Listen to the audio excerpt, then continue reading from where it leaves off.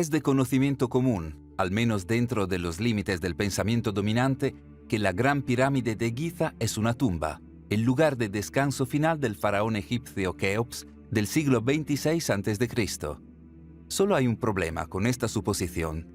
Dentro de la Gran Pirámide nunca se han encontrado momias, ni ninguno de los otros adornos que comúnmente se encuentran dentro de las tumbas en otros lugares de Egipto, como artefactos, joyas valiosas o arte opulento. Ninguno de los artículos que se creía que necesitarían los faraones en la otra vida. Muchos se han preguntado cómo se puede asumir que la Gran Pirámide de Giza es una tumba cuando carece de las características que definen a otras tumbas. En consecuencia, hay muchos que creen que no se trata en absoluto de una tumba, sino de una antigua central eléctrica. Aunque puede parecer imposible, muchas pruebas sugieren que la idea podría no ser tan descabellada como parece. Considera, por ejemplo, que la construcción de las grandes pirámides originalmente estaba cubierta por una capa exterior de bloques de piedra caliza de toba blanca, que encajaban tan perfectamente que ni siquiera una hojilla de afeitar podía deslizarse entre ellos. La piedra caliza de toba blanca es única por sus excelentes propiedades aislantes. Debajo de estos bloques aislantes, los pasajes y túneles de la Gran Pirámide están revestidos con granito, un conocido conductor eléctrico.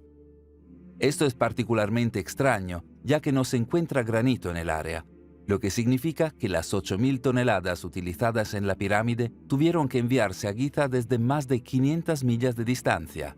Toda una hazaña si no sirvió para algún propósito específico. Además, la Gran Pirámide estuvo históricamente coronada por una piedra angular de oro, uno de los materiales más conductores de electricidad de la Tierra. No es solo una conjetura. En 2018, un estudio científico publicado en la revista de Física Aplicada reveló que la Gran Pirámide de hecho podría concentrar energía electromagnética en sus cámaras internas, así como debajo de su base. Parece que la Gran Pirámide de Giza estaba perfectamente construida para canalizar la electricidad a través de sus cámaras hasta su pico de oro y hacia el mundo. Por supuesto, si esto es cierto, plantea más preguntas que respuestas. En primer lugar, ¿qué electricidad? Según el registro histórico principal, la ciencia eléctrica no surgió como un campo de estudio hasta miles de años después de la Edad de Oro en Egipto. ¿Cómo se puede decir que la Gran Pirámide era una planta de energía eléctrica si Egipto ni siquiera tenía electricidad? Para responder a esta pregunta, uno podría mirar en las entrañas de la Gran Pirámide hasta la histórica Cámara del Rey. Allí, en lugar de la momia y los tesoros del faraón, solo se encontró un objeto simple, un gran cofre de granito sin nada en él. Curiosamente, el volumen del espacio vacío del cofre es del tamaño exacto de uno de los artefactos más legendarios y misteriosos de la historia. Para responder a la pregunta de un Egipto eléctrico, uno debe comenzar con el Arca de la Alianza.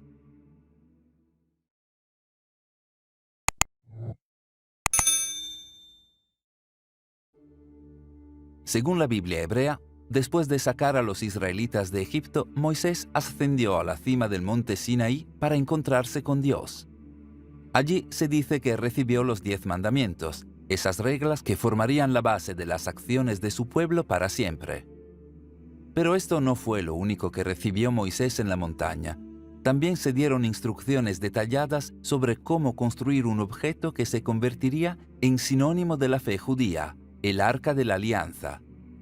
Como se registra en el capítulo 25 de Éxodo, Dios le dijo a Moisés: «Harán un arca de madera de acacia, cuya longitud será de 2 codos y medio, y su anchura de codo y medio, y su altura de codo y medio.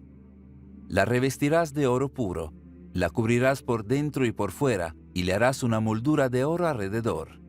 Entonces harás un propiciatorio de oro puro, de 2 codos y medio de largo y de codo y medio de ancho. Harás 2 querubines de oro. De trabajo martillado los harás en los 2 extremos del propiciatorio. Los querubines extenderán sus alas por encima, cubriendo con sus alas el propiciatorio, sus rostros el uno enfrente del otro. Los rostros de los querubines se volverán hacia el propiciatorio, y pondrás el propiciatorio encima del arca. Allí me encontraré con ustedes, Y desde arriba del propiciatorio, de entre los dos querubines que están sobre el arca del pacto, les entregaré todos mis mandamientos para los israelitas. Es interesante notar que el judaísmo rechaza en gran medida la idolatría, que es una manifestación física de la espiritualidad. De hecho, cuando Moisés bajó de la montaña para encontrar a los israelitas adorando un becerro de oro en su ausencia, rompió las tablas en las que estaban escritos los 10 mandamientos con rabia. Esto hace que sea muy curioso que Dios mismo diera instrucciones tan detalladas sobre cómo crear en efecto un ídolo.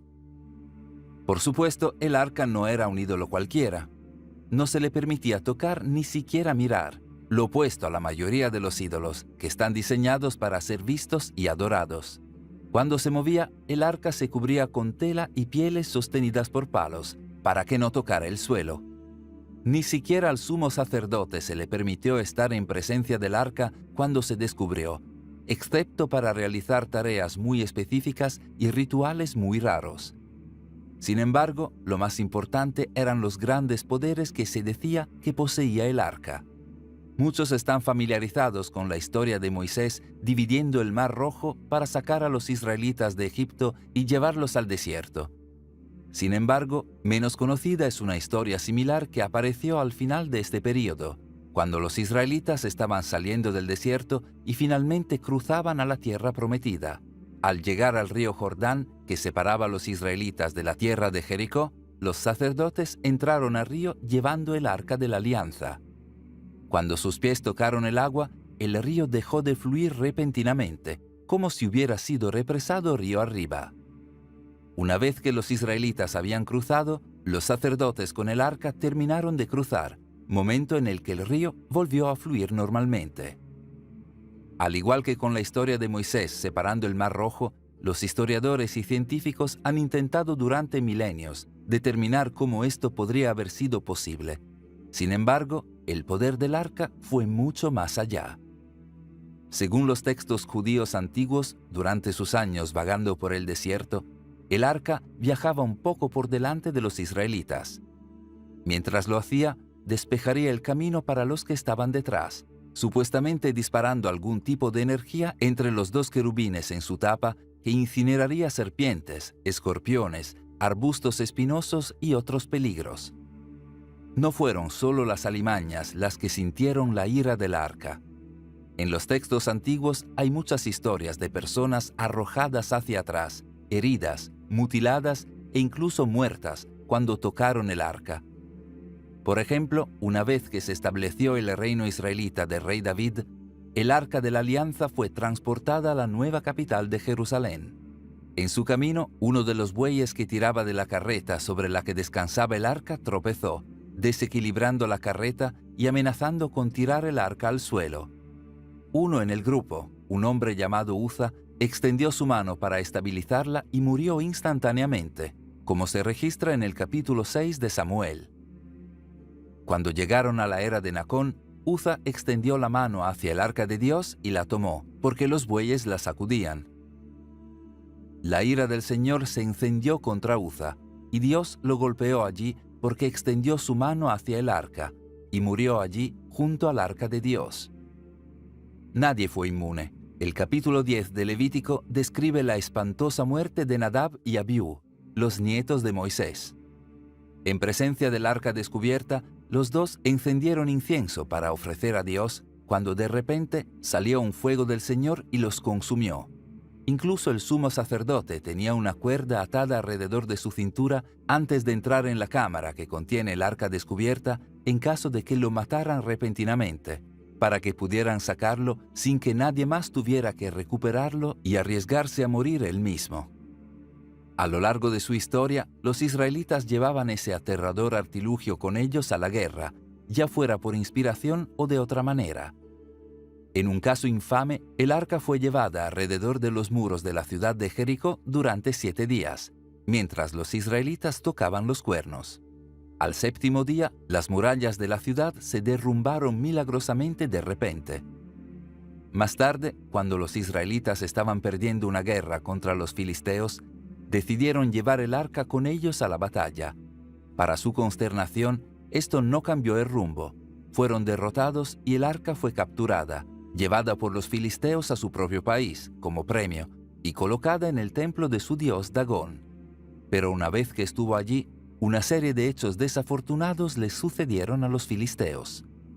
Primero, encontraron al ídolo gigante de Dagón derribado, tendido boca abajo frente al arca como si se inclinara. Lo volvieron a colocar, pero al día siguiente fue derribado nuevamente, esta vez hecho añicos. Poco después, la ciudad fue azotada por la peste. Los civiles se vieron acosados por tumores y sus campos invadidos por ratones. Los filisteos intentaron trasladar el arca a otras ciudades, pero en cada ocasión una terrible plaga azotaba a la población. Finalmente, sin saber qué hacer, simplemente enviaron el arca de regreso a los israelitas, incapaces de lidiar con su misterioso poder. Incluso enviaron tumores fundidos en oro y ratones junto con ella, recuerdos de su terrible experiencia. A lo largo de las historias contadas en la Biblia hebrea y otros textos judíos antiguos, la poderosa y misteriosa Arca de la Alianza juega un papel destacado durante un periodo de unos 500 años, desde la época de Moisés hasta el rey David y el rey Salomón, hasta la época del reino dividido. Luego, de repente nada. La mención del arca desaparece por completo de la historia. Entonces, ¿qué pasó? ¿Cómo podría perderse un objeto tan importante, o peor aún, olvidarse? ¿Fue destruido o simplemente escondido? Y si estaba escondido, ¿dónde está ahora? Según un antiguo texto etíope conocido como Kebra-Nagast, la reina de Saba, lo que ahora es Etiopía, viajó para visitar al rey israelita Salomón alrededor del año 950 a.C. Allí quedaría embarazada del hijo de Salomón, un niño al que llamaría Menelik. Ese niño llegaría a ser rey en Etiopía y fundaría una dinastía que duraría increíblemente hasta 1974. De adulto, Menelik regresaría a Jerusalén para visitar a su padre. En su viaje a casa, Menelik estuvo acompañado por varios nobles israelitas que, sin que él lo supiera, le habían robado el arca de la alianza a su rey y la habían reemplazado con una falsificación, habiendo regresado a casa antes de que él se enterara. Menelik determinó que debió haber sido la voluntad de Dios la que resultó en que el arca entrara en su poder, por lo que decidió mantenerla en Etiopía y allí ha permanecido durante los últimos 3000 años, según la iglesia de Nuestra Señora María de Sión en Acrón, Etiopía, custodiada por los monjes vírgenes que dedican sus vidas a su protección. No se les permite salir nunca del edificio donde se guarda el arca una vez que se les confía la tarea. ¿Podría ser esto realmente cierto? ¿Podría el arca, una vez todopoderosa, realmente estar sentada en algún edificio anodino en el este de África? Quizás, pero quizás no. El Kebra-Nagast no es la única historia del destino del arca. Algunos creen que cuando los babilonios invadieron el reino israelita en el siglo VI a.C., el profeta Jeremías sacó en secreto el arca de antemano y la escondió en la cima de una montaña en lo que es ahora Jordania, donde permanece hasta el día de hoy. Otros creen que el arca, como el Santo Grial bíblico, fue descubierta por los caballeros templarios durante las cruzadas y que fue llevada a Europa y escondida en la capilla Roslin en Escocia. Otros todavía afirman que el arca está enterrada bajo el monte del templo en Jerusalén, esperando ser descubierta. Esto podría explicar los muchos avistamientos extraños de ovnis justo encima de Jerusalén. El más misterioso de ellos fue cuando una noche, una bola de luz brillante se acercó a los montes del templo y simplemente se quedó allí, cuando de repente una luz pulsante salió de él y el extraño ovni desapareció.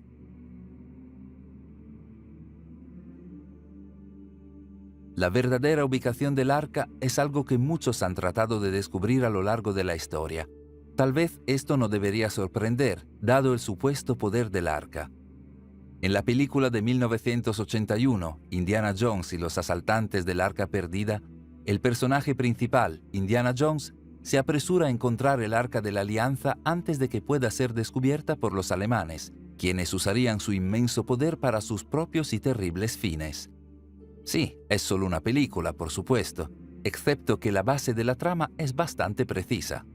Es bien sabido que los alemanes estaban obsesionados con lo oculto y con misteriosos artefactos antiguos. Los registros muestran que Heinrich Himmler, jefe de las SS y el segundo hombre más poderoso del Tercer Reich, viajó a las montañas de Montserrat en 1940 en busca del Santo Grial bíblico y creía que el mítico martillo de Thor era, según sus propias palabras, una de las primeras armas de guerra altamente desarrolladas de nuestros antepasados. Se dijo que el propio Hitler estaba buscando el arma que atravesó el costado de Jesús en la cruz durante la crucifixión, mientras que algunos sugieren que los alemanes estaban usando globos espías para buscar el arca de Noé en el monte Ararat, donde supuestamente terminó después del gran diluvio. El punto es que la sugerencia de que los nazis estaban persiguiendo el arca de la alianza para poder usar su poder mítico para sus propios fines no es tan descabellada como podría parecer. Pero esto lleva a la pregunta crítica: ¿qué poderes realmente tenía el arca? ¿Son ciertas las historias? ¿Era realmente una especie de superarma? ¿O tal vez fue incluso algo más? En 1745, un científico holandés llamado Peter van Musschenbroek presentó un invento que cambiaría el curso de la ciencia eléctrica. Fue llamado botella de Leyden, que lleva el nombre de la ciudad natal de van Musschenbroek, Leiden. Simplemente, una botella de Leyden era una especie de condensador, un dispositivo para recolectar y almacenar electricidad. Para van Musschenbroek se construyó recubriendo un frasco de vidrio con una lámina metálica conductora tanto en el interior como en el exterior. De la boca del frasco, una varilla de metal fijada a la lámina interior sobresaldría recogiendo la carga atmosférica. Tanto la superficie de la lámina interior como la exterior recogerían y almacenarían cargas iguales pero opuestas. El vidrio aislaría un conductor y su carga del otro. Piensa en la conocida historia de Benjamin Franklin volando una cometa en una tormenta eléctrica para experimentar con los rayos y la electricidad. Al final de la cuerda de la cometa, un objeto que Franklin llamó la maravillosa botella de Musschenbroek. Poco después de que se inventara la botella de Leyden, se presentó una idea revolucionaria por Georg Christoph Lichtenberg, uno de los padres de la ciencia eléctrica. Creía que el arca bíblica del pacto era de hecho una antigua botella de Leyden. La idea ganó el reconocimiento de la corriente principal y aparecieron artículos en todo el mundo que llamaban al arca una botella de Leyden muy cara pero muy perfecta. Piénsalo. El arca era una caja de madera revestida tanto por dentro como por fuera de oro, de la misma forma que la botella de vidrio de Leyden está revestida con papel de aluminio, siendo el oro, por supuesto, mucho más conductor que el aluminio. Uno podría suponer que la capa interna de oro recogió una carga positiva y la capa externa una negativa, con cada corona de querubines conectada a una capa, lo que hace que la capa del arca sea un capacitor cargado. Como dijo un periodista, si los israelitas se hubieran propuesto construir un acumulador primitivo, difícilmente podrían haber elegido un diseño mejor que el arca. De manera crucial, a medida que una botella de Leyden gana carga eléctrica, se genera una gran diferencia de voltaje entre los dos conductores que puede liberarse como una chispa poderosa si se toca el dispositivo. Durante sus experimentos, el propio van Musschenbroek experimentó este fenómeno y observó que, a causa de una de esas sacudidas, todo mi cuerpo fue sacudido como por un rayo. De manera similar, Benjamin Franklin quedó inconsciente durante varias horas mientras experimentaba con una pequeña botella de Leyden del tamaño de un vaso de una pinta. Esto podría recordar inmediatamente el destino de aquellos que tocaron el arca de la alianza. En lugar de ser electrocutados por un pequeño frasco, ellos fueron asesinados, incluso incinerados, por el arca mucho más grande y mucho más conductora. ¿Cuánto más poderosa que una botella de Leyden normal podría haber sido el arca? En 1961, un grupo de estudiantes universitarios de la Universidad de Minnesota intentó recrear el arca exactamente, pero tuvo que detener el proyecto y destruir su trabajo debido a la carga eléctrica incontrolablemente grande que desarrolló. ¿Podría el arca de la alianza haber sido realmente una especie de botella de Leyden sobrecargada, un condensador diseñado para almacenar y generar electricidad? Si es así, la pregunta podría ser: ¿cómo pudo haber sabido Moisés algo así? Vivió miles de años antes de que se inventara la botella de Leyden, miles de años incluso antes de que la ciencia eléctrica se convirtiera en un campo de estudio. Entonces, ¿cómo pudo el Arca de la Alianza haber sido una botella de Leyden? Mucho antes de liderar el éxodo de los israelitas, Moisés era miembro de la realeza egipcia. En el momento en que nació Moisés, el faraón Ramsés II buscaba subvertir la creciente población hebrea en Egipto, por lo que ordenó matar a todos los bebés varones hebreos. Para salvar a Moisés de la matanza, su madre hebrea y su hermana lo colocaron en una canasta y lo llevaron flotando por el río Nilo hasta el lugar donde la hija del faraón y sus asistentes vinieron a bañarse. Cuando descubrió al bebé Moisés, la hija del faraón decidió criarlo como si fuera su propio hijo. Esto significó que durante los primeros 40 años de su vida, Moisés vivió como un príncipe de Egipto, recibió la mejor educación egipcia y finalmente se convirtió en uno de los consejeros más cercanos del faraón. Como se registra en el capítulo 7 del libro de los Hechos, Moisés fue instruido en toda la sabiduría de los egipcios y era poderoso en palabras y hechos. La pregunta es, ¿qué implicó esta sabiduría? ¿Qué conocimiento habría tenido Moisés? ¿Qué secretos reservados solo para los egipcios de más alto nivel? En nuestros vídeos sobre entradas ocultas debajo de la Gran Pirámide y la Gran Esfinge, mencionamos los relatos escritos del filósofo sirio del siglo IV, Jámblico, quien escribió: «Llegamos a una cámara. Cuando entramos, se iluminó automáticamente con la luz de un tubo que tenía la altura de la mano de un hombre y era delgado, parado verticalmente en la esquina. A medida que nos acercamos al metro, se ve más brillante.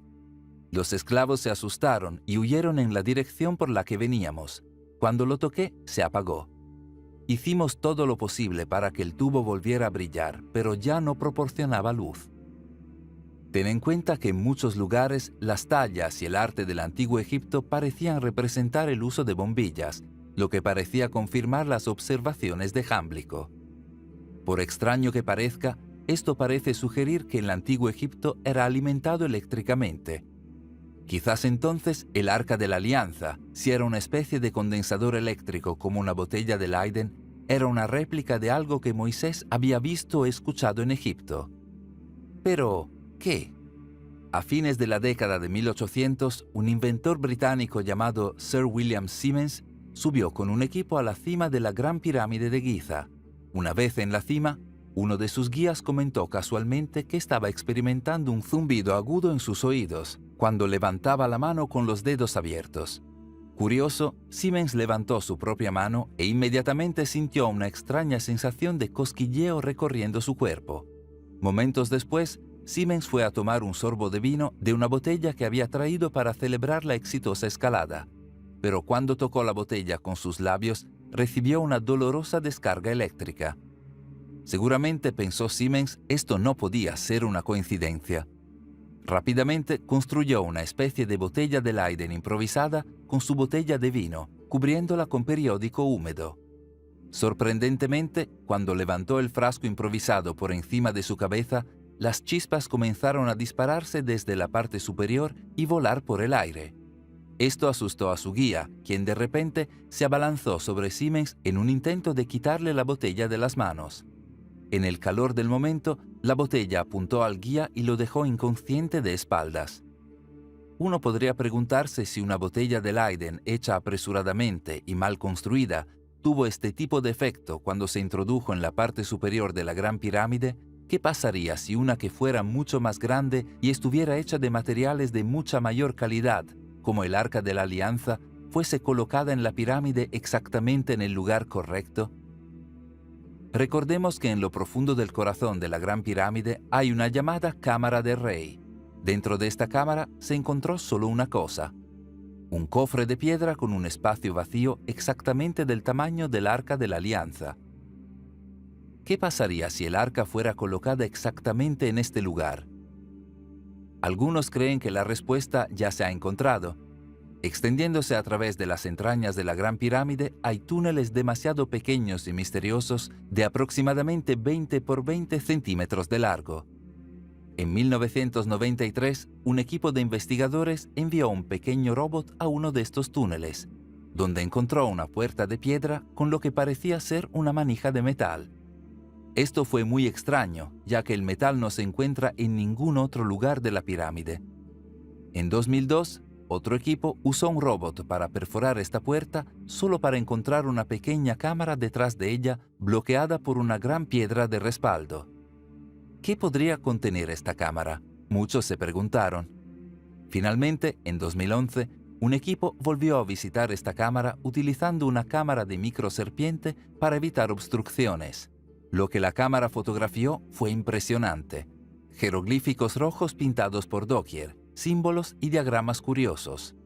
Hay quienes creen que estos jeroglíficos son de hecho antiguos diagramas de cableado, que explican en detalle cómo utilizar la Gran Pirámide como generador de energía eléctrica. ¿Es posible? ¿Podría el Arca de la Alianza haber sido realmente un capacitor poderoso en el corazón de un sistema eléctrico avanzado? Vale la pena señalar que las instrucciones que supuestamente Moisés recibió de Dios en la cima del monte Sinaí no solo detallaban cómo construir el Arca de la Alianza, sino también cómo construir el tabernáculo en el que estaría alojada. El hermano de Moisés, Aarón, fue quien después de la muerte de Moisés construyó el tabernáculo que rodeaba el arca, con postes de oro de 150 pies, con cadenas de oro colgando de ellos. ¿Fue este un esfuerzo por replicar la conductividad del sistema de la Gran Pirámide usando el conocimiento secreto que Moisés tomó de su tiempo como príncipe egipcio? Por otra parte, tal vez no fue solo el conocimiento lo que Moisés tomó de los egipcios. Según el registro bíblico, cuando Moisés liberó a los israelitas de Egipto, se les animó a robar tanto tesoro egipcio como pudieran llevar. Tal vez no solo tomaron metales preciosos o joyas, sino lo que hizo grande a Egipto, el supercondensador en el corazón de su planta de energía eléctrica, el Arca de la Alianza. ¿No explicaría esto por qué el faraón persiguió a los israelitas tan despiadadamente? Curiosamente, la historia registra que solo unos pocos años después del éxodo de los israelitas, la poderosa civilización egipcia comenzó a desmoronarse, sin alcanzar nunca más sus grandezas anteriores. ¿Podría ser esto porque perdieron su fuente de electricidad? ¿Es posible que el secreto del poder del Arca de la Alianza de la historia bíblica de Moisés y los registros históricos de una edad de oro egipcia sea el secreto de la electricidad antigua? Al menos uno de los más grandes pensadores de la historia lo cree así. En 1915, el famoso inventor y genio indiscutible Nikola Tesla publicó un artículo titulado El mundo maravilloso que se creará con electricidad. En él afirmó lo siguiente: sin duda, Moisés fue un electricista práctico y hábil, mucho más adelantado a su tiempo. La Biblia describe con precisión y minuciosidad los arreglos que constituyen una máquina en la que se genera electricidad. No fue solo Moisés. Tesla estaba encaprichado con el antiguo Egipto, y específicamente las pirámides, estudiando estas cosas profundamente e incorporando el conocimiento adquirido en su trabajo. En 1905, 10 años antes de proclamar públicamente que Moisés era un electricista experto, Tesla presentó una patente titulada Arte de transmitir energía eléctrica a través del medio natural, en la que introdujo un diseño para algo llamado pirámide electromagnética de Tesla. Su idea era bombear electricidad al planeta utilizando una estructura piramidal para proyectar energía hacia el cielo, donde podría ser aprovechada por receptores individuales de todo el mundo. En resumen, su idea era utilizar una pirámide como planta de energía eléctrica para generar energía gratuita y limitada para el mundo. ¿Es posible que en su pirámide electromagnética Tesla simplemente estuviera tratando de recrear la función de la Gran Pirámide de Giza con el Arca de la Alianza en su núcleo? Piensa en los muchos obeliscos que fueron prominentes en la arquitectura del antiguo Egipto, con su cuerpo de granito y su parte superior de cuarzo, los cuales poseen una alta conductividad eléctrica. Ciertamente podrían haber servido como los receptores de energía que Tesla imaginó aprovechando el conducto de energía producido por la Gran Pirámide. Debe tenerse en cuenta para Tesla que estas ideas no eran solo hipotéticas, sino que construyó la enorme torre del acantilado de guardia en Shoreham, Nueva York, a principios del siglo XX, basándose en su diseño. e incluso tuvo cierto éxito proyectando energía hacia el cielo. Cuando parecía que Tesla estaba a punto de alcanzar su avance teorizado en energía gratuita y limitada, se cortaron los fondos para su proyecto y Tesla se vio obligado a cerrar todo. Curiosamente, su patrocinador financiero había sido JP Morgan, el magnate estadounidense que, de paso, se había enriquecido financiando a los gigantes del petróleo y la industria, es decir, precisamente aquellos cuyos imperios se verían amenazados por una nueva fuente ilimitada de energía gratuita. Si esto era de hecho la razón por la que el proyecto de la pirámide electromagnética de Tesla se cerró debido a la amenaza que representaba para la estructura de poder global existente, entonces podría preguntarse si la información sobre un Egipto eléctrico y el verdadero propósito del Arca de la Alianza se ha suprimido exactamente por el mismo motivo. Aquí hay una pregunta final que podría hacerse antes de irnos. La energía gratuita e ilimitada es un gran secreto para guardar. Si se suprime el conocimiento de esto, ¿qué otros secretos del antiguo Egipto podrían estar ocultos? Por ejemplo, ¿cómo es posible que la Gran Pirámide se construyera en el centro exacto de la masa terrestre en la Tierra cuando hace miles de años los egipcios no podían haber sido conscientes de esta posición? ¿Cómo fue que la Gran Pirámide junto con la Esfinge se colocaron para alinearse perfectamente con la orientación de las estrellas? ¿Y cómo es posible que complejas ecuaciones y conceptos matemáticos como pi se usaran en la ingeniería de la Gran Pirámide cuando no se descubriría oficialmente hasta muchos años después? Además, ¿por qué tantos jeroglíficos y tallas egipcias antiguas parecen representar ovnis? Esta extraña parte perdida de nuestra historia continúa envuelta en misterio, y hasta que obtengamos una respuesta a todas estas preguntas, debemos mantener la mente abierta y recordar que la mayoría de las veces el tiempo revela que la verdad es más extraña que la ficción. Gracias por vernos. Si disfrutaste el vídeo, haz clic en me gusta. Y si eres nuevo, haz clic en suscribirse y la campana para recibir notificaciones futuras.